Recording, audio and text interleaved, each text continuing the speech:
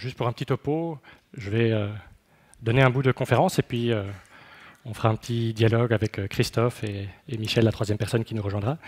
Et puis après, on aura un moment d'échange tous ensemble. Alors, je continue à être surpris voilà, des résonances que trouve mon livre. Et il n'y a pas que mon livre, il y a plein d'autres livres dans ce domaine qui trouvent les personnes que ça interpelle profondément. Et je pense que si on est si nombreux ce soir, c'est qu'il y a quelque part, que ce soit explicité ou non, chez beaucoup de personnes, un sentiment profond que notre façon actuelle de se retrouver en entreprise, en organisation, mais aussi dans les hôpitaux, dans les écoles, ne correspond plus à nos attentes. Que quelque part, notre modèle de management, notre façon de penser le management, arrive à ses limites. On voit de plus en plus de personnes dans toutes sortes de domaines, de cadres qui quittent l'entreprise parce qu'à un moment donné, ils se disent « j'ai plus envie de faire ça ». On n'arrive plus à recruter des infirmières dans les hôpitaux. Je ne sais pas si c'est pareil en France qu'en Belgique ou dans la plupart des pays. Je crois que c'est pareil en France. Il est presque impossible de recruter encore des enseignants. Et puis il y a de plus en plus de jeunes qui n'ont plus envie de rentrer même dans le système. Il y a tous les responsables de RH qui disent cette génération-là, on ne sait pas quoi en faire, on ne sait pas comment la gérer. Et moi, je crois très profondément que c'est un bon signe, qu'on arrive au bout de quelque chose et que si on sait où regarder, on voit qu'il y a quelque chose d'autre qui est en train d'émerger et qu'on est dans un moment de rupture et qu'on assiste à l'émergence d'un nouveau paradigme, d'une nouvelle façon de réfléchir à l'organisation qui est bien plus puissante, bien plus porteuse de sens, bien plus nourrissante que ce qu'on connaît aujourd'hui. Alors je me rends compte que ouais, c'est une grande affirmation. Hein, ça fait un peu les temps nouveaux sont là, les jours meilleurs arrivent, qui invite au scepticisme. Est-ce que c'est vraiment pensable? Est-ce que vraiment on peut imaginer qu'il y ait une rupture et qu'on soit en train d'assister à l'émergence d'un tout nouveau modèle de management? Ou est-ce que ce n'est pas juste une mode, une modélisation de plus? Et je trouve que de prendre une vue historique est très intéressant parce que du coup, ça nous sort du court terme. Il y a énormément d'historiens, de philosophes, de psychologues, d'anthropologues qui ont étudié l'histoire de l'humanité et qui se sont rendus compte, il y a vraiment là un gros consensus, que pour on ne sait quelle raison, l'humanité n'évolue pas de façon linéaire, mais fait par moments des bonds, fait des mues profondes. On passe d'une vision du monde à une autre vision du monde. On passe d'un mode de subsistance à un autre mode de subsistance, d'un type d'environnement technologique à un autre type d'environnement technologique. Et ils sont aussi tous grosso modo d'accord sur les grands stades par lesquels l'humanité est passée. Il y a d'ailleurs des stades précédents ceux-ci que je n'ai pas mentionné ici. Donc par exemple, on a eu l'époque tribale, et puis tout d'un coup, l'énorme, on l'appelle la révolution agricole, et puis la révolution scientifique, la révolution industrielle, et puis le passage plus récent dans l'âge postmoderne, l'époque de l'information. Et énormément de personnes ont étudié qu'en gros, tout change. À chacun de ces bonds, on invente des nouvelles formes de subsistance, on passe de la cueillette à l'agriculture, à l'industrie, etc. On change de technologie, on change fondamentalement de mode de gouvernance. Et il y a un domaine qu'on avait, à ma connaissance, que très peu regardé, c'est que quand on réinvente tout, on réinvente aussi les organisations. On réinvente aussi la façon de structurer, de gérer les organisations. Alors je ne vais pas prendre du temps pour vous raconter chacun de ces stades, mais juste vous dire qu'à chacun de ces sauts correspond l'invention d'un nouveau modèle qui est infiniment, pas infiniment, mais qui est d'un ordre de grandeur plus puissant, qui est capable de faire des choses que les modèles qui étaient dans les modèles précédents étaient impensables. Et à chacun de ces sauts correspondent des percées fondamentales. Donc, par exemple, quand on passe du l'ère tribale à l'ère agraire, eh bien tout d'un coup, on invente l'organigramme, on invente l'hiérarchie. Tout d'un coup, les organisations se stabilisent et donc tout d'un coup peuvent s'étendre, peuvent devenir mondiales, peuvent durer dans le temps. Alors, si on veut prendre un archétype de ces organisations, l'Église catholique, ben, tout d'un coup, une organisation qui peut perdurer 2000 ans, qui est stable, qui peut envoyer des missionnaires de l'autre côté de la planète. Et donc nous, on pense que l'hiérarchie et l'organigramme, c'est pas possible d'avoir des organisations sans ça, mais si, ça existait. C'est une invention qui a eu lieu à un moment donné.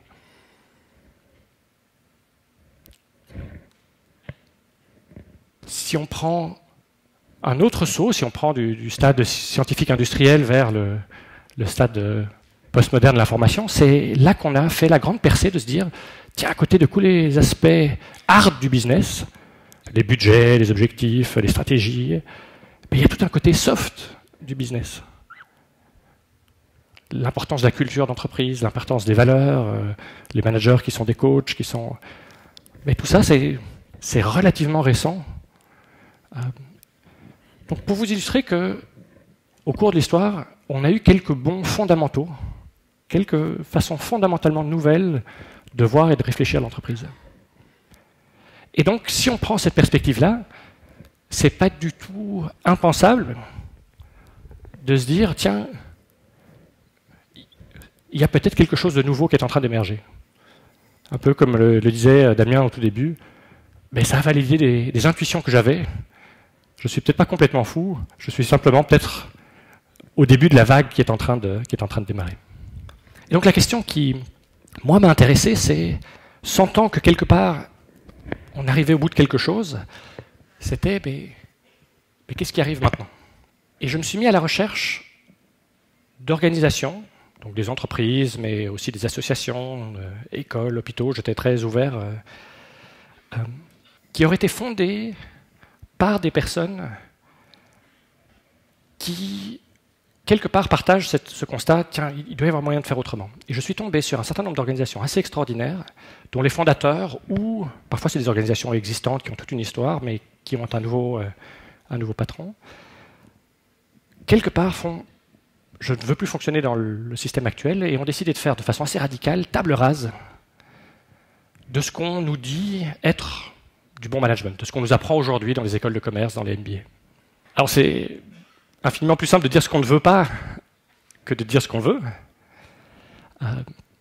Et ce qui m'a fasciné dans mes recherches, c'est de tomber sur des personnes qui ne se connaissaient pas entre eux, qui pensaient souvent être un peu les seuls fous à aller vraiment loin dans leur démarche, et qui pourtant, une fois qu'ils tombaient sur une nouvelle cohérence, faisaient des choses extraordinaires et qui en plus se ressemblaient. Très souvent, non seulement leurs principes, mais les pratiques étaient presque parfois identiques. Et donc je trouve ça fascinant parce que c'est un peu comme s'il y avait quelque chose qui est dans l'air du temps, et que différentes personnes captent en même temps. Et donc je pense, avec beaucoup de conviction, qu'on est en train d'assister à l'émergence d'une nouvelle forme de penser et l'organisation. Et ce qui est fascinant, c'est que vient avec ça une nouvelle métaphore.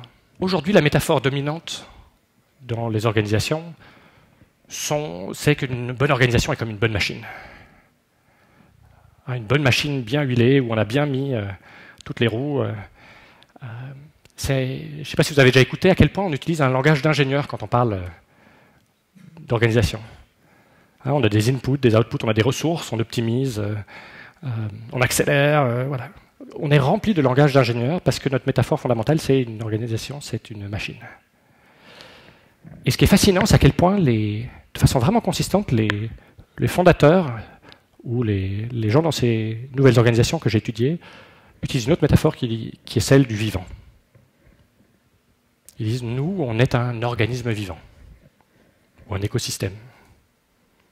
Et vous verrez, cette analogie a des conséquences très profondes sur vraiment leur structure et leur mode de fonctionnement. Alors j'ai regardé une trentaine, quarantaine, cinquantaine d'organisations, et puis à un moment donné, je me suis focalisé sur une douzaine qui me paraissaient être les plus avancées, les plus intéressantes à étudier en profondeur. Et donc je me suis mis à essayer de comprendre très en détail comment fonctionne leur structure, leurs pratiques quotidiennes. Et j'aime montrer ces noms parce que ce ne sont pas des boîtes, ce ne sont pas des entreprises connues. En tout cas pour moi, quand j'ai commencé mes recherches, ce n'étaient pas des entreprises que je connaissais. Il n'y a pas là-dedans les Apple, les Facebook, les Google dont on parle souvent aujourd'hui sur des blogs de management. Et quelque part, ces entreprises-là, elles n'ont peut-être pas des kickers, des tables de ping-pong, des sushi bars, mais elles vont nettement plus loin que ce que font Apple, Facebook, Google, qui sont finalement relativement traditionnels dans leur structure et leur pratique de management. Et l'autre chose qui m'a intéressé, fasciné, c'était de me rendre compte du spectre, parce que là, j'ai pas cherché à faire ça. Le spectre, donc, il y a des boîtes à but lucratif, il y a des associations, il y a une école, il y a des hôpitaux psychiatriques, il y a de l'agroalimentaire, il y a des usines. Donc, il y a tout un spectre. Donc, il semble que cette nouvelle façon de penser, de faire fonctionner une organisation puisse fonctionner dans vraiment beaucoup de secteurs. Alors, si on avait le temps, j'adorerais vous raconter l'histoire de chacune d'entre elles, parce que chacune à sa façon est fascinante, même si elles sont très, très différentes. Et il y a une histoire que j'aime raconter en particulier, qui est celle de Buurtzorg, qui est une entreprise aux Pays-Bas, parce qu'elle illustre mieux que les autres, à mon sens, vraiment la différence entre l'ancien ou le paradigme actuel et puis ce qui est en train d'émerger. Et donc, Buurtzorg, c'est une entreprise aux Pays-Bas de soins de santé, donc d'infirmières et d'infirmiers qui ne travaillent pas à l'hôpital, mais qui vont se rendre chez les personnes à domicile, souvent des personnes âgées, une personne qui a un accident ou une maladie chronique. Et avant de vous raconter Buurtzorg, je vais vous raconter comment fonctionnent les autres entreprises dans ce secteur, comment on fonctionne traditionnellement. C'est une histoire assez fascinante parce que jusque dans les années 80, déjà depuis quelques siècles, il y avait cette habitude en Hollande que chaque quartier avait son infirmière qui allait se rendre chez les personnes à domicile. Et puis dans les années 80, l'État hollandais, qui entre-temps payait la facture par le système de sécurité sociale, a eu cette idée quelque part logique de se dire quelque part c'est pas efficace toutes ces infirmières qui travaillent seules, indépendamment. Souvent entre deux clients, elles ont du temps. On devrait pouvoir optimiser ça si on les regroupait. Et donc c'est ce qu'ils ont fait. Ils ont forcé ces infirmières à se regrouper à s'affilier à des organisations. Et puis toute une logique, qui est la logique actuelle du management, cette logique de l'organisation comme une bonne machine bien huilée, a pris le dessus. Donc, dans une première étape, les dirigeants de ces organisations se sont rendus compte, oui, chacune de ces infirmières a encore son client historique. Mais donc parfois, elles ont des trous entre deux clients, on les paye pour ne rien faire. Donc on va casser ce lien individuel et on va créer un call center. Et donc chacune de ces organisations a créé un call center, on a enlevé les téléphones des infirmières et on a dit aux clients d'appeler le call center, ce qui permettait tout d'un coup une beaucoup plus grande flexibilité, donc permettait d'allouer à la dernière minute l'infirmière qui est disponible. Et donc maintenant chaque client voit une infirmière différente tous les jours, mais on gagne en flexibilité. Donc ils étaient très, très contents du résultat. Et puis il n'a pas fallu longtemps pour que quelqu'un se dise, oui mais comme on a un système de barème, d'ancienneté, il y a certaines infirmières qu'on doit payer nettement plus que d'autres. Et donc gardons juste quelques anciennes à qui on fait faire les choses vraiment compliquées. Et puis tout le reste, on va le donner à des infirmières plus jeunes, pas chères. Ça fait sens. Et puis dans une étape suivante, ils se sont rendus compte, mais en fait il y a certaines infirmières qui sont beaucoup plus productives que d'autres, qui sont beaucoup plus rapides que d'autres. Et donc, ils ont établi les temps normes. Donc, ils ont dit, tiens, une piqûre, c'est 10 minutes. Changer un bas de contention, c'est 2 minutes et demie. S'il faut en changer 2, c'est 5. Une douche, c'est un quart d'heure, etc. Et d'accord, ils ont d'ailleurs arrêté de parler de soins. Maintenant, ils appellent ça des produits. Donc, il y a le produit piqûre, le produit... Et puis, ils se sont dit, ah oui, mais chouette, maintenant qu'on a des temps normes, on va pouvoir commencer à planifier. Et donc, à côté des call centers, dans toutes ces entreprises, ils ont créé un département planification, dans lequel se trouvent souvent des jeunes sortis d'école de commerce, qui ne sont pas infirmiers, qui d'ailleurs probablement ne vont jamais rencontrer les infirmières, et qui vont planifier le travail des infirmières. Donc imaginons qu'on travaille chez Buurtzorg, on recevra, pas chez Buurtzorg, chez une de ces entreprises traditionnelles, on recevra tous les jours, en fin de journée, une fiche pour la journée suivante, qui nous dit, tu commences à 7h du matin chez Madame Intel, il faut changer un bas de contention, donc à 7h02 tu es sorti. Puis Google Maps calcule qu'il te faut 6 minutes pour arriver au client suivant, donc à 7h08 tu es attendu chez le client suivant pour une piqûre. Donc à 7h18 tu ressors, et puis Google Maps calcule que tu as 3 minutes pour le client suivant, et voilà. Et la journée se déroule comme ça. Et puis, ils se sont dit, mais c'est génial, maintenant qu'on a toutes ces données, enfin toute cette planification, on va pouvoir faire de l'amélioration continue. Et donc, ils ont demandé aux infirmières de coller des codes barres sur les portes d'entrée de leurs clients. Donc, si vous vous promenez en Hollande et que vous voyez un code barre sur une porte d'entrée, vous pouvez vous dire qu'il y a probablement un patient ou une patiente qui se trouve là. Et du coup, les infirmières, elles scannent en rentrant et en sortant. Et donc, on a un système central qui capte toutes ces données. Donc, voilà, big data. Parce que du coup, évidemment, beaucoup de ces organisations ont commencé à fusionner pour devenir des organisations de plus en plus grandes. Et donc à rajouter des niveaux de management. Et donc on a maintenant un manager de district qui supervise un certain nombre d'infirmières, et puis un manager régional, national, etc. Et du coup, le rôle de ces managers, à nouveau, c'est souvent des jeunes sortis d'école de commerce, est d'analyser toutes ces données. Et donc pour chacune des infirmières qui leur apportent, d'aller voir et de dire, tiens, je me rends compte, chez toi, c'est tel type de piqûre où tu as l'air de systématiquement perdre 2-3 minutes. Donc on va peut-être pouvoir te coacher, te former pour que tu puisses rentrer dans les temps normes. Donc voilà, toute une logique de management où chacune de ces étapes, quelque part, fait sens. C'est une logique que moi, quelque part, j'ai pratiquée, peut-être pas de façon aussi poussée, mais dans mon passé de consultant d'entreprise. Voilà, c'est une façon de réfléchir l'organisation.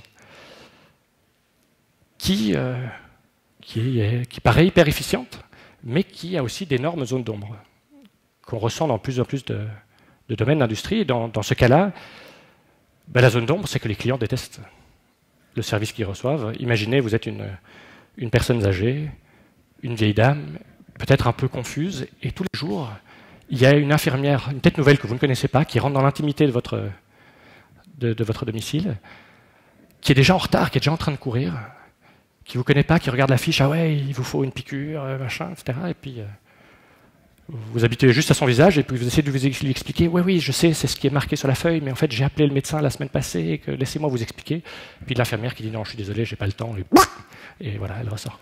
Et les infirmières, pareil, pour certaines, ça a été un processus vraiment très, très douloureux, parce qu'elles ne sont plus en intégrité, elles savent qu'elles font du mauvais travail. Elles rentrent, elles savent qu'elles devraient écouter, elles sentent qu'il y a des symptômes et elles n'ont pas le temps d'engager la discussion. Elles sont complètement coincées, cadenassées dans un système. Et au milieu de tout ça, il y a un type, un de ces infirmiers, qui s'appelle Jos de Blok, donc qui a été infirmier de quartier, qui a vécu toute cette évolution de l'intérieur, et qui à un moment donné a dit oh. Et donc, il a essayé de changer une de ces organisations de l'intérieur, il n'est pas arrivé. Il a quitté et il a créé Buurtzorg. Et sa perspective sur les soins de santé était fondamentalement différente. Il dit, mais pour moi, on n'est pas dans le business d'optimiser les bas de contention, les bandages, les piqûres. Il dit, c'est quoi le sens fondamental? Il dit, pour moi, le sens, c'est qu'on aide les patients à vivre la vie la plus riche, la plus autonome dont ils soient capables. Et donc, quand il a créé Buurtzorg, il n'y a pas si longtemps, fin 2006, début 2007, ils étaient juste 4. Ils ont commencé avec l'idée, on va commencer par s'asseoir, on va boire le café. Et on va discuter avec la personne, tiens, où est-ce que tu en es dans ta vie? Qu'est-ce que tu sais encore faire? Qu'est-ce que tu ne sais plus faire? Qu'est-ce que tu aimerais faire? Quel est ton réseau de support autour de toi? Tu as des enfants vous avez, j'imagine qu'ils vous voient, des enfants en ville, mais vous entendez plus très bien.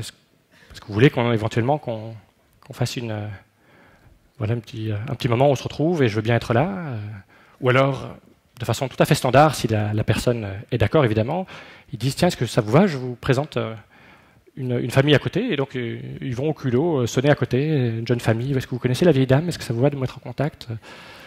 Voilà.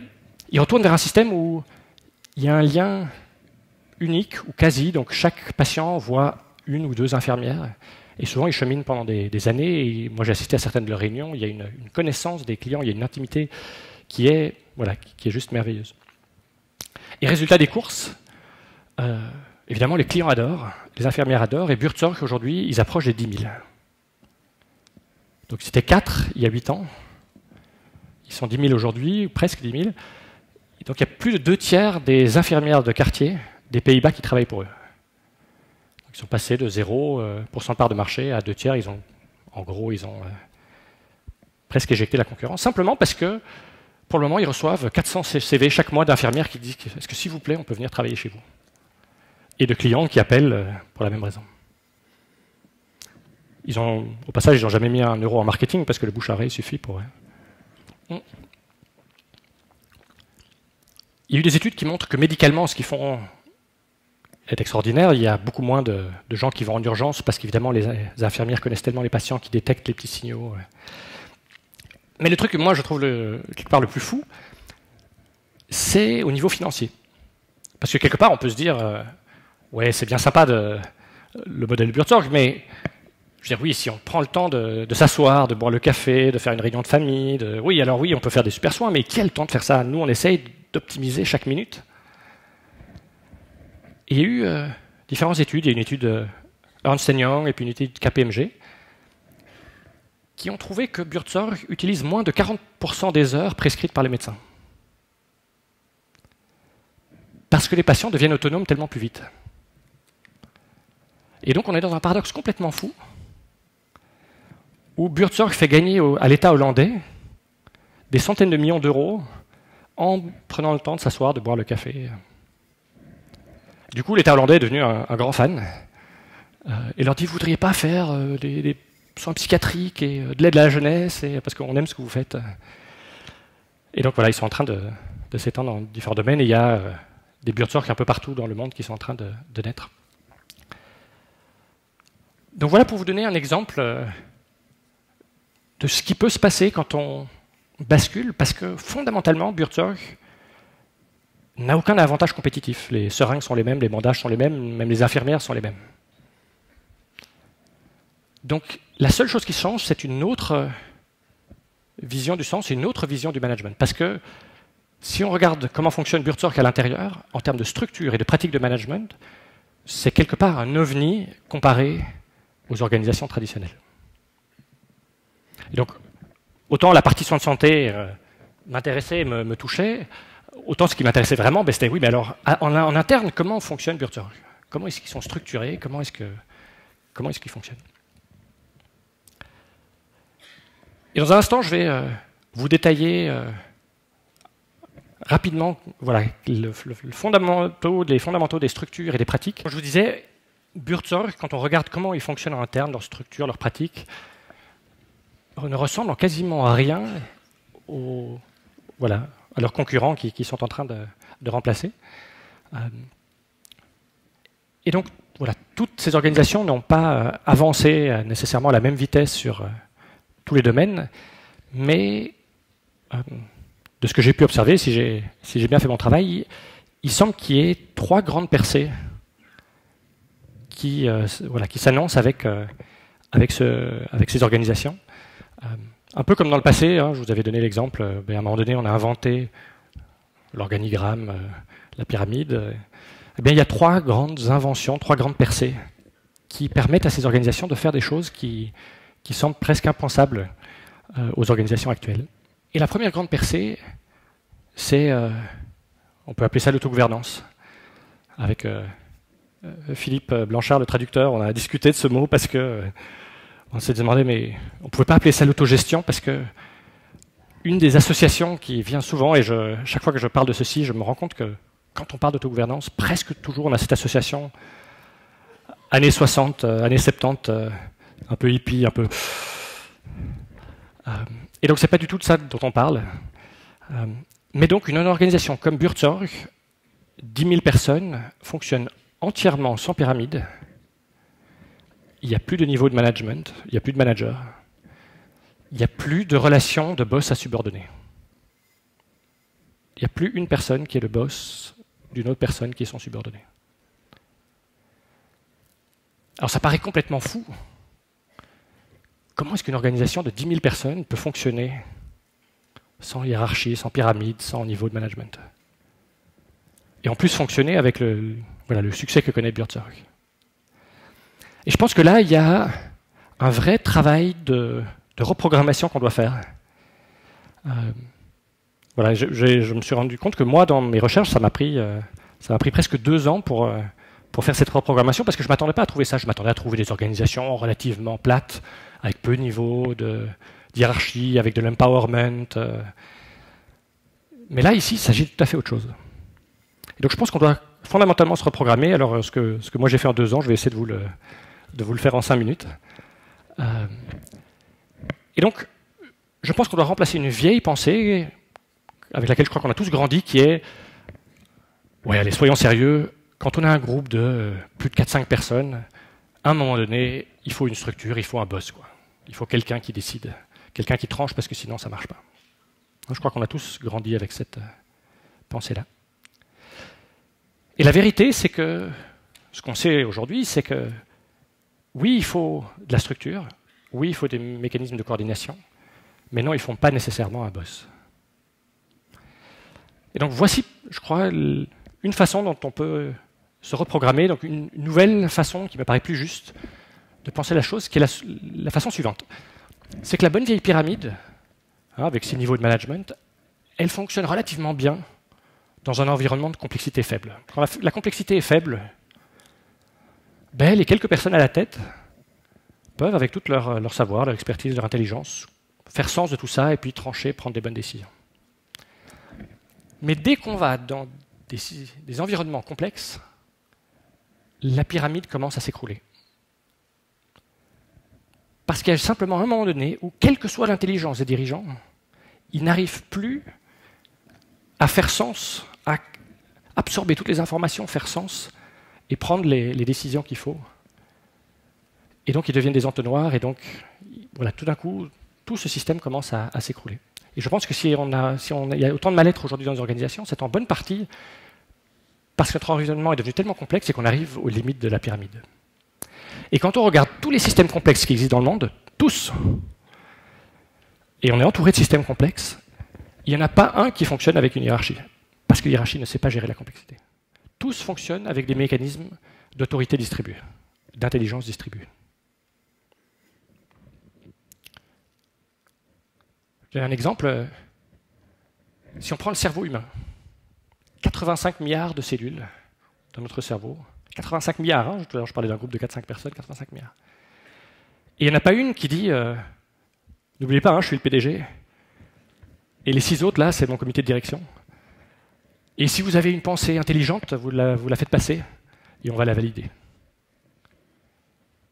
Si le cerveau fonctionnait comme ça, il y aurait blocage immédiat. Immédiat, ça ne pourrait pas fonctionner. Et donc on a ici un système de 85 milliards de choses qui, en tout cas la plupart du temps, fonctionnent bien. On peut multiplier les exemples, tout ce qui existe dans la nature. On prend une forêt. Une forêt, c'est d'une complexité extraordinaire. Nous, à la limite, on voit que les arbres, mais il y a tout un système de champignons, de bactéries, ça va des milliards de micro-organismes à ces arbres gigantesques. Et tout ça, il y a de la structure, il y a des mécanismes de coordination, mais il n'y a pas de boss. Imaginez que l'hiver vienne plus vite que prévu. Et puis qu'il y ait un arbre le plus grand qui dise « Oh les mecs, personne ne bouge, hein. Crise. Et j'ai mis une équipe sur le coup. Elle va faire un plan de crise. Et puis on vous communiquera en temps voulu comment s'y prendre. » C'est évidemment pas comme ça qu'en fonctionne la nature. Il y a tout le temps un échange d'informations entre tous ces organismes et tout le système s'adapte en même temps. Si on faisait la méthode plan de crise, il serait probablement déjà le printemps avant que les bonnes réponses aient émergé. Et donc, ce qui est assez extraordinaire, c'est que des organisations comme Buurtzorg et d'autres ont retrouvé les principes qui sous-tendent des systèmes complexes dans la nature et sont arrivés à les intégrer au sein des organisations humaines. Je veux dire, si 85 milliards de cellules dans notre cerveau savent le faire, pourquoi est-ce que nous, une organisation de 100 ou 1000 ou 10 000 personnes, n'arriverait pas à le faire? Mais pour ça, ça demande à réinventer à peu près toutes les structures et les pratiques de management. Comment est-ce qu'on structure l'organisation? Comment est-ce qu'on prend des décisions? Comment est-ce que l'information circule? Qu'est-ce qu'on fait des fonctions support? Les réunions? Comment est-ce qu'on gère les projets, les investissements? Toutes ces choses-là doivent être upgradées pour fonctionner dans un système d'intelligence distribuée. Et la plupart du temps, c'est des processus extraordinairement simples, mais qui sont différents de ce qu'on connaît aujourd'hui. Et donc, si vous aviez l'image qu'ont la plupart d'entre nous quand on parle d'autogouvernance, un peu ce côté années 60, pas de boss, c'est pas du tout ça. Donc ce ne sont pas des entreprises dont on aurait simplement dit « bon, et plus de chef, on va tous être pareils », parce que ça, c'est le chaos. Ce sont des entreprises qui ont changé tous ces processus pour pouvoir s'adapter à cette nouvelle structure. Alors, je ne vais pas vous détailler chacune de ces méthodes. C'est d'ailleurs pas comme si c'était un livre de recettes. Il y a des principes qui sous-tendent ça, et différentes organisations donnent, en fonction de leur taille, de leur industrie, prennent différentes pratiques, mais ce qui est assez extraordinaire, c'est qu'il y a suffisamment de Buurtzorg aujourd'hui pour qu'on sache assez bien comment fonctionne chacun de ces modules. Et donc, si vous vous sentez appelé dans votre organisation à dire « tiens, je me sens profondément prêt à faire ce pas », ben on sait aujourd'hui comment ça fonctionne. Je vais juste vous donner un exemple, celui de la prise de décision. C'est assez fascinant parce que l'autogouvernance n'a pu émerger que parce qu'un nouveau mode de prise de décision a émergé. Toutes les entreprises qui ont vraiment poussé l'autogouvernance, toutes ont inventé à peu près identiquement le même processus de décision. Historiquement, classiquement, on pense qu'il y a deux méthodes de prise de décision, soit une prise de décision hiérarchique, soit le consensus. Et on sait que chacune a des avantages et des désavantages. Ici, hiérarchique, au moins on prend une décision, mais ça invite de la politique, le décideur n'est peut-être pas très bien informé, etc. Ça crée des frustrations. Le consensus, en théorie, c'est bien, on écoute tout le monde, mais en pratique, essayer de gérer une organisation de 10 000 personnes avec du consensus. Et donc, au milieu de tout ça, il y a différentes organisations qui ont inventé le même processus. Il y a une boîte aux États-Unis, AES, qui appelait ça The Advice Process, le processus d'avis. Et en fait, le principe est très très simple. Toute personne dans l'entreprise peut prendre n'importe quelle décision, pour autant qu'elle ait consulté d'abord, demandé l'avis des personnes qui s'y connaissent, qui ont une forme d'expertise dans le domaine. Ce serait stupide de ne pas demander l'avis aux personnes qui s'y connaissent, et aux personnes qui vont devoir vivre avec les conséquences de la décision. Et donc, je vais consulter ces personnes-là, et une fois que je les ai consultées, avec toutes les nouvelles perspectives que j'ai, eh bien, je tranche. Je ne dois pas faire un consensus mou qui ferait plaisir à tout le monde et en fait ne ferait plaisir à personne. Je peux tout à fait dire, écoute, Jean-Pierre, je t'ai écouté, mais finalement, c'est ça la décision que j'ai prise. Et donc, ça transcende les deux parce que, quelque part, comme dans le consensus, c'est le meilleur des deux mondes. Comme dans le consensus, on écoute toutes les personnes qui ont quelque chose à dire, d'ailleurs au passage que les personnes qui ont quelque chose d'intéressant à dire sur cette question-là. Et comme la prise de décision hiérarchique, ça reste un processus individuel. Donc si moi je sens qu'il y a quoi que ce soit qui pourrait être mieux, il n'y a personne qui me donne l'autorisation, je peux foncer, je vais interroger les personnes qu'il faut, et je prends la décision. Et donc, on a une entreprise comme Buurtzorg, 10 000 personnes, où 10 000 personnes ont par défaut le pouvoir de faire avancer toutes les choses. Et donc, ça libère des énergies insoupçonnées. Imaginez ça, une entreprise où tout le monde a, par définition, le pouvoir de pouvoir faire avancer les choses. Et c'est un processus qui est extraordinairement robuste. J'imagine que maintenant se posent les questions chez vous, mais attends, si n'importe qui peut prendre où est-ce que se trouvent les garde-fous, mais comment est-ce qu'on fait pour, etc. Donc si ça vous intéresse dans les questions-réponses, on pourra discuter de ça. Puisqu'évidemment, en pratique, ces organisations, elles fonctionnent extrêmement bien et donc elles ont fait face à ces questions-là. Mais je voulais juste planter l'idée, c'est pas du consensus. Donc si vous aviez à nouveau cette image un peu années 60, c'est du consensus, on va discuter toute la nuit, on est tous potes, c'est pas ça dont il s'agit ici. Un autre malentendu, c'est qu'il n'y a pas de hiérarchie. Quelque part, j'y participe en disant oui, il n'y a pas de boss. C'est vrai, il n'y a pas de hiérarchie, mais il n'y a pas de hiérarchie de pouvoir. C'est-à-dire, il n'y a plus je suis ton boss, donc je décide si ton idée est une bonne idée, si tu vas avoir une augmentation de salaire, si je te mets sur un bon projet ou pas. Donc il n'y a plus ce pouvoir sûr. Et quand on enlève cette hiérarchie de pouvoir, ce qui émerge, ce sont toutes sortes d'hiérarchies naturelles. Parce que sur chaque question qui se pose, il va y avoir des personnes qui ont plus d'expertise, qui ont plus d'expérience, qui ont plus d'histoire, qui ont plus d'envie, qui ont plus d'énergie, plus de passion. Et toute l'idée, c'est que les ressources, les pouvoirs de décision aillent chaque fois vers les personnes qui sont les mieux placées. Et donc le but n'est pas du tout un but égalitaire, de dire on est tous égaux. Au contraire, utilisons chacun dans sa force. Dans la forêt, le but, c'est pas de ramener l'arbre à la taille d'un champignon. C'est que l'arbre puisse être le plus grand arbre possible et que le champignon puisse être le plus grand champignon. Donc voilà un autre malentendu que j'avais envie d'écarter.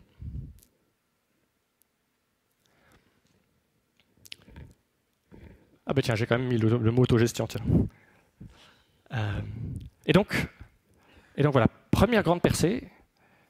On a aujourd'hui des exemples d'organisations, certaines qui d'ailleurs fonctionnent depuis 10, 20, 30, 40, 50 ans, des organisations de plusieurs milliers de personnes qui fonctionnent entièrement sur ce modèle d'autorité distribuée, où il n'y a plus de relation de boss à subordonné.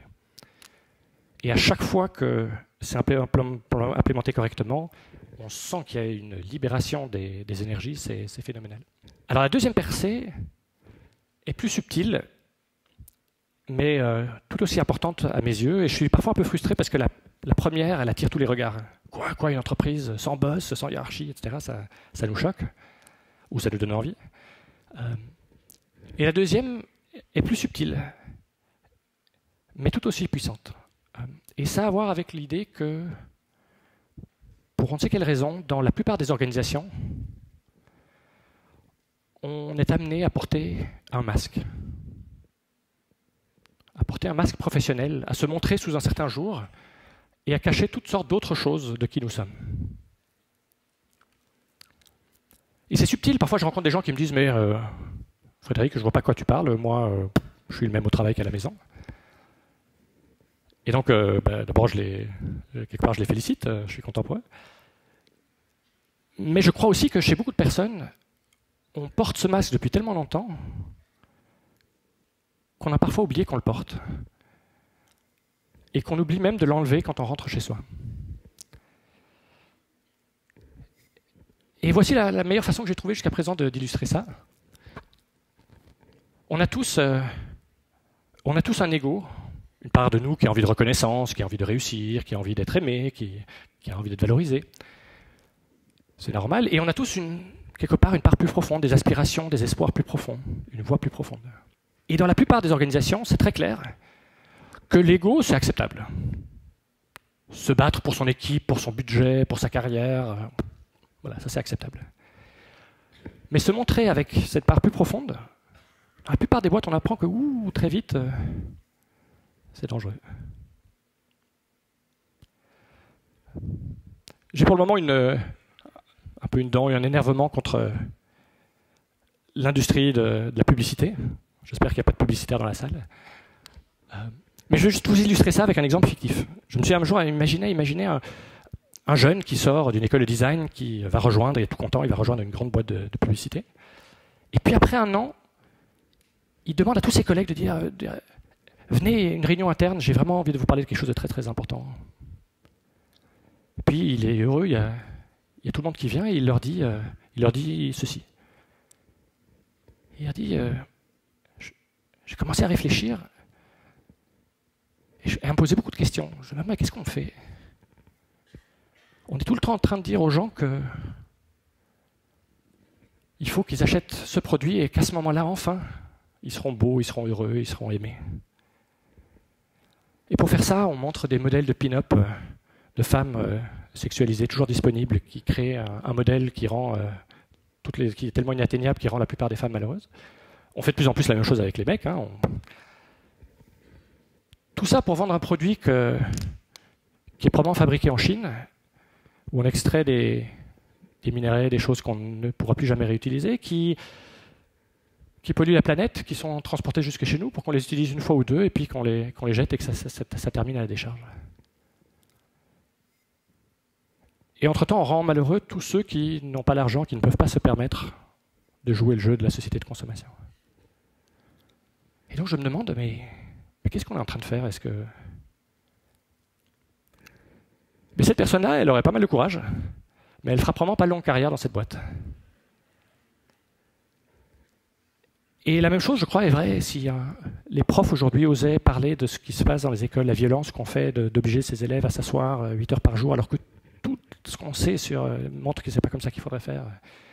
Si les médecins parlaient de ce qui se passe, la façon dont on travaille aujourd'hui à l'hôpital, si les gens parlaient dans les banques, etc. Et donc on apprend que ça c'est dangereux et donc on n'en parle pas, on met un couvercle là-dessus. Je crois pire que le fait qu'on n'en parle pas aux autres, c'est que très souvent on n'écoute même plus cette voix en nous-mêmes. On fait taire cette voix en nous-mêmes parce qu'elle nous dérange, elle nous ferait trop mal. Et donc je crois que si on a tellement de politiques un peu stupides dans les organisations, c'est parce que c'est ça qui nous reste, donc autant s'amuser avec notre ego.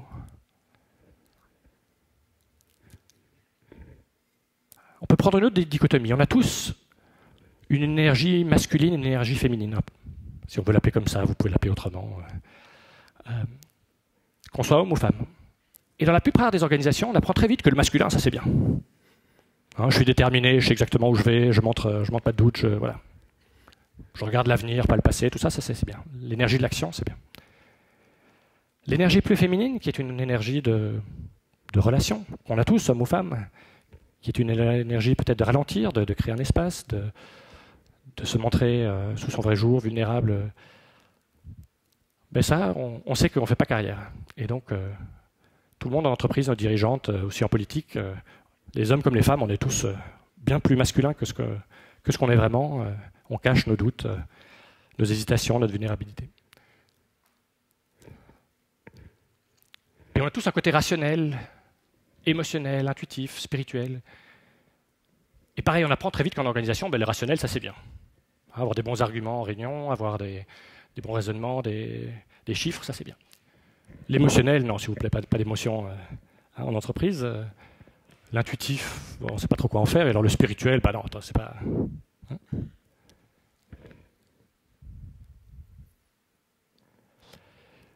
Et on termine avec ça.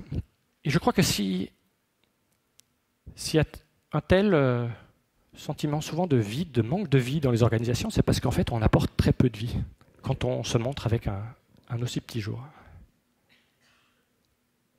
En fait, je crois que très profondément, je crois que nous ne nous aimons pas nous-mêmes. On n'aime pas qui on est quand on se montre sous ce jour-là. Quand on a des rapports aussi distants et superficiels.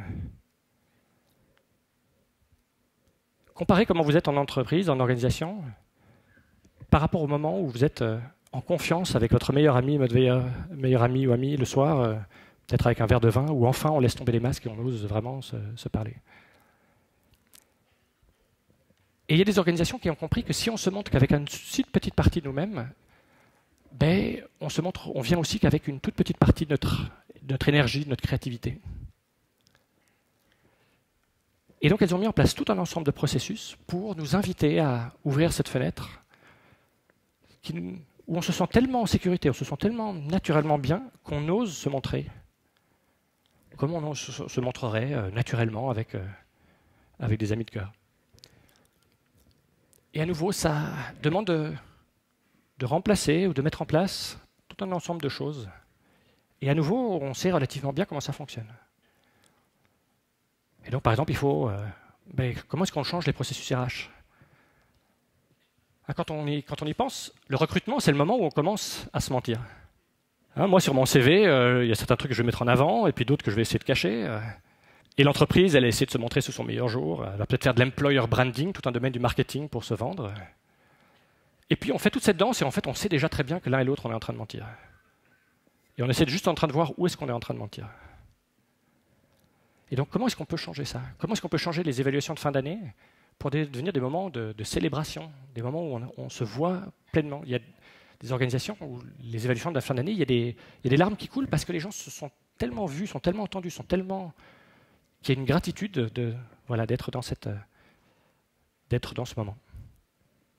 J'ai envie de vous raconter une histoire parce qu'elle me touche particulièrement et aussi pour toucher un peu un autre domaine que l'entreprise, qui est l'éducation, parce que je pense que tous ces principes-là s'appliquent évidemment à l'école. Il y a une école qui est tout à fait extraordinaire à Berlin, j'en reviens là juste, j'ai passé 2 jours sur place, où les élèves font de l'autogouvernance, se gèrent eux-mêmes, les profs, pas encore tout à fait, mais dans une bonne mesure, les parents aussi, au passage. Mais alors au niveau plénitude, c'est extraordinaire. C'est une école, en Belgique on dit une école secondaire, donc pour vous ce serait le collège-lycée. Et il y a plein de pratiques qui invitent les élèves à laisser tomber leur masque. Alors quand il faut s'imaginer l'adolescence, c'est le moment où souvent on ne porte pas un masque, mais 4 ou 5.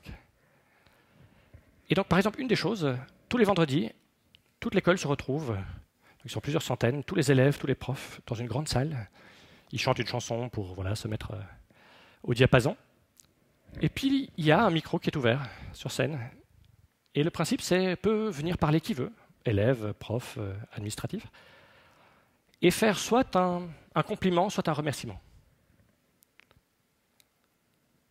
Mais en fait, quand on fait un compliment ou un remerciement, on parle de l'autre personne, mais on parle de soi. Quelque part, on révèle quelque chose. Et donc on a ici une école où les adolescents trouvent normal, tous les vendredis, devant toute l'assemblée, d'aller prendre le micro et de remercier quelqu'un et de dire, je ne sais pas moi, jeudi matin, ça n'allait pas bien du tout, ça ne va pas bien à la maison, et Madame Intel, vous avez trouvé des mots ou ma meilleure amie, merci de m'avoir épaulé à ce moment-là. C'est juste extraordinaire. Dans une école où il y a ce genre de rapport-là, il n'y a pas de violence. Il n'y a pas de raquette. Les mômes, c'est étonnant, c'est une école où on voit le matin, les mômes, ils ont envie de rentrer à l'école. Ils ne restent pas agglutinés à attendre la sonnerie pour rentrer à la toute dernière seconde. Et donc il y a une phrase, ça m'a marqué, il y a une phrase que j'ai entendue dans 3 organisations, et donc ça me mettait toujours la puce à l'oreille quand j'entendais la même phrase qui revenait, où des gens ont dit « Parfois, j'aimerais qu'à la maison, ce soit plus comme au travail. » Textuellement. Hein. Et ce qu'il voulait dire par là, c'est qu'on a veillé à créer une qualité de présence, d'écoute, de respect, où on peut baisser la garde, que les personnes n'ont pas nécessairement su recréer chez eux, dans leur couple ou avec leurs enfants. Et à ce moment-là, il y a un niveau de créativité, une vibration qui arrive, qui est au-delà de ce que moi j'ai pu voir dans d'autres organisations. Donc voilà la deuxième grande percée plus subtile des organisations qui nous aident à être pleinement nous-mêmes, qui nous aident même à nous découvrir au contact des autres, à grandir. Et alors la troisième grande percée, elle est peut-être encore plus particulière, peut-être plus difficile à comprendre ou à véhiculer. Et il y a un type qui s'appelle Brian Robertson qui utilise le mot « evolutionary purpose », donc raison d'être évolutionnaire, et je trouve que c'est un beau mot. Alors le fait qu'on ait une raison d'être dans une entreprise, on connaît, hein, c'est un peu une mode de se définir des missions, valeurs, visions. Alors la plupart du temps, on est un peu cynique, si on est honnête, hein, pour la plupart des boîtes, elles ont quelque part leur déclaration de mission. Parce que si on prend la raison d'être vraiment au sérieux, ça va nous entraîner dans des territoires inhabituels. Je prends l'exemple de Jos de Blok, Buurtzorg. Buurtzorg, l'avantage compétitif, ce n'est pas les seringues, ce n'est pas les bandages, c'est leur système. Hein, ils sont structurés en 900 équipes de 10 à 12 personnes, sans chef, etc. Voilà, ils ont toute une méthode. Ça, c'est leur avantage compétitif. Alors si Jos de Blok était un patron traditionnel, ça, c'est ce que la concurrence ne devrait pas savoir. Et lui, il a écrit un livre dans lequel il a détaillé exactement comment il fonctionne. Et quand le premier batch a été imprimé, les premières copies les a envoyées à ses concurrents. Et quand on lui demande mais pourquoi, il dit mais ma raison d'être, c'est que les gens mènent une vie riche et autonome. Et donc on prodigue des bons soins de santé. Et que Buurtzorg termine avec 20%, 50%, 80% de parts de marché, fondamentalement. C'est même plus incroyable, il y a deux concurrents qui ont embrayé le pas, qui sont venus le voir, qui ont dit « Ok, on comprend, on veut faire ça », et il fait de la consultance pour eux, de façon assez active. Et un jour, je lui ai demandé, Joss, combien tu leur as déjà facturé? Et puis, regardez, ça ne m'a jamais traversé l'esprit. Donc voilà un PDG qui fait de la consultance pour ses concurrents directs. Et donc, ce qui est assez étonnant, c'est que dans la plupart de ces boîtes, je n'ai jamais entendu le mot concurrence. Parce que si on prend sa raison d'être vraiment au sérieux, ben, les concurrents sont des alliés. Bon, je vous raconte tout ça, et en fait, la raison d'être révolutionnaire, c'est encore autre chose. La raison d'être révolutionnaire, c'est d'avoir une raison d'être voilà, dont on n'est pas cynique, mais c'est de se dire que c'est ça qui va nous permettre, c'est ça qu'on va écouter pour avancer. Parce que dans nos organisations aujourd'hui, dans notre façon de réfléchir l'organisation comme une machine, on est basé sur prédire et contrôler. Predict and control. Hein, le rôle du top management, du leadership, c'est, dans toute la complexité, dans toutes les tendances qu'il y a, d'un moment donné, définir une stratégie gagnante. Hein, de prédire, et puis de contrôler l'implémentation. C'est vraiment s'assurer que voilà, tout le monde marche dans la bonne direction. Et avant de commencer cette recherche, ça faisait sens pour moi. Comment est-ce qu'on ferait autrement? À un moment donné, il faut bien que quelqu'un dise dans quel sens on va et puis qu'on suive. Hein, prédire et contrôler. Stratégie, implémentation. Sauf que des personnes comme Joss de Bloch qui disent non. Il dit ça, c'est foutaise. Ça marche si on pense que l'organisation est un truc inanimé. Si c'est une machine, ben oui, à un moment donné, il faut la programmer dans une certaine direction.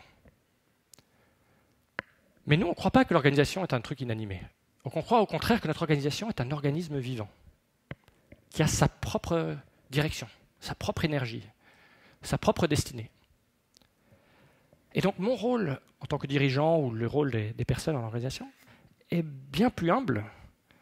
Et donc ils appellent ça sense and respond, voilà, sentir et puis répondre, s'adapter.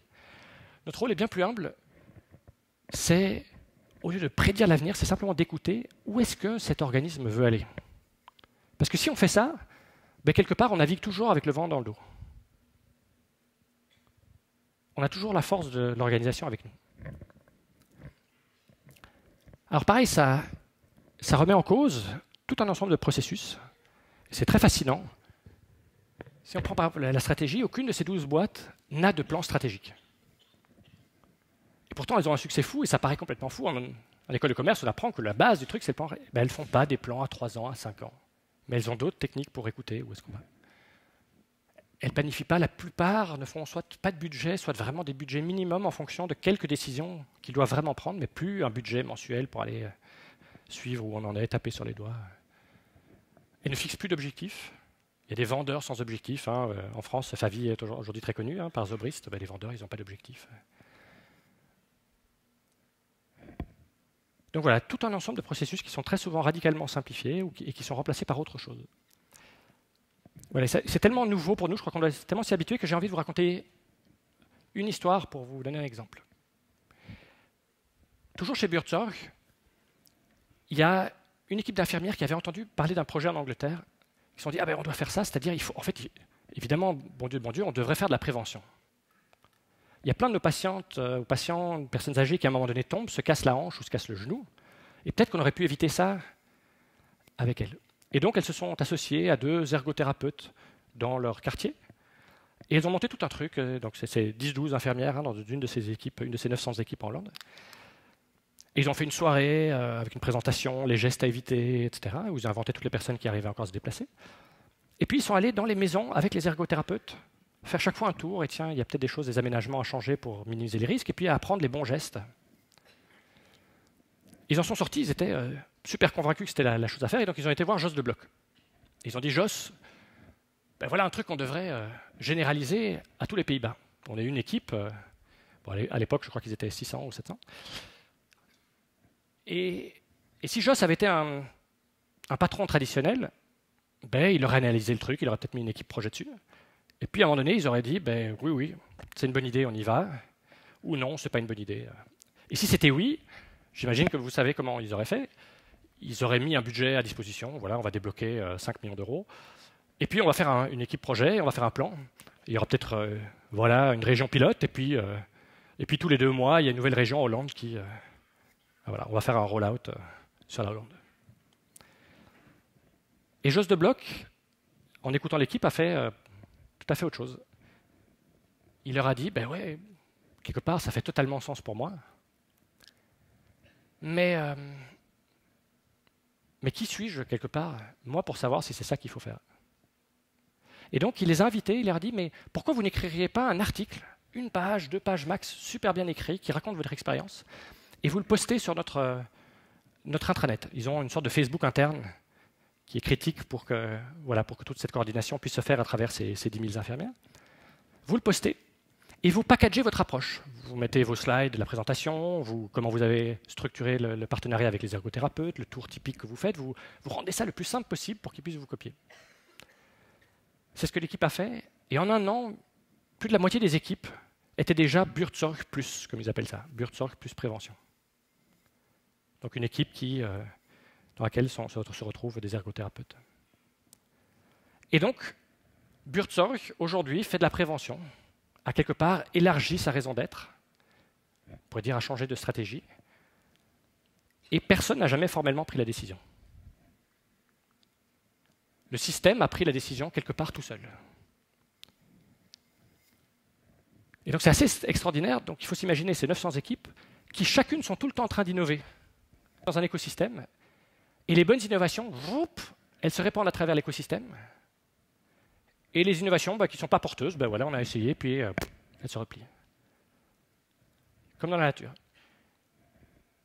Et donc, Buurtzorg, quand on regarde 2 ans en arrière, tout d'un coup, il se rend compte, on était là, tout d'un coup, on est là. Et ça n'a jamais été formellement planifié, réfléchi. L'organisation va dans ce sens-là tout seul. Alors, je ne vais pas à l'autre extrême, et parfois, du coup, on pense ah oui, mais alors, toutes les initiatives ne peuvent venir plus que d'en bas. J'ai assisté à des dirigeants qui font cette transition, qui tout d'un coup n'osent plus prendre aucune initiative. Si, tout à fait, Jos de Bloc peut tout à fait à un moment donné sentir, tiens, j'ai envie de lancer ça, je sens qu'on doit aller là, et il le fait régulièrement. Il a évidemment tout à fait le droit, comme n'importe qui d'autre, en utilisant le même processus d'avis. Et peut-être, parfois, il faut vraiment prendre le temps, un grand chamboulement, vraiment prendre le temps de réfléchir. Mais la plupart du temps, le processus de changement organique est infiniment plus rapide, plus puissant, et prend les bonnes décisions, puisque quelque part, c'est la réalité qui décide, plutôt qu'une réflexion d'une équipe stratégique. Okay. Donc voilà la 3e percée, qui, pareil, je crois, demande qu'on réapprenne des choses. Cette idée fondamentale que l'organisation est un organisme vivant, qui a sa propre direction, qui a sa propre énergie, et que si on apprend à écouter, on va toujours naviguer avec le vent dans le dos, et qu'on peut peut-être s'écarter de processus de prédiction rigide qu'on a connus et qu'on pensait être nécessaires. Donc voilà, en gros, ce que j'avais envie de partager avec vous à ce moment-ci, c'est si vous pensez qu'il doit y avoir autre chose que ce qu'on connaît aujourd'hui, écoutez cette petite voix parce que vous n'êtes probablement pas fou. C'est le genre de choses qui s'est déjà passé plusieurs fois au cours de l'histoire. Et vous êtes d'autant moins fou qu'il y a déjà un certain nombre d'organisations qui, en bonne partie ou de façon quasi complète, fonctionnent déjà sur le mode du prochain stade. Et d'après moi, il y a donc 3 grandes percées. L'autogouvernance, donc la capacité de structurer des organisations de façon bien plus puissante, sans le lien de boss à subordonné, sans l'hiérarchie de la pyramide traditionnelle, mais avec des systèmes d'intelligence distribuée. Le fait qu'on peut créer des environnements où on peut être pleinement nous-mêmes et qu'à partir du moment où on le fait, il y a quelque chose qui vibre, il y a une énergie et un soulagement chez beaucoup de personnes qui est extraordinaire. Et 3e chose, on ne doit plus prédire et contrôler l'avenir. On peut au contraire danser avec les forces qui sont déjà présentes pour aller vers là où l'organisation a spontanément envie d'aller.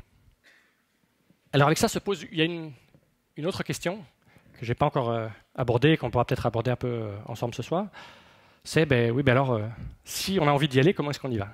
Comment est-ce qu'on transforme des organisations traditionnelles? Et là, pour être honnête, on sait déjà un certain nombre de choses, mais on en sait beaucoup moins.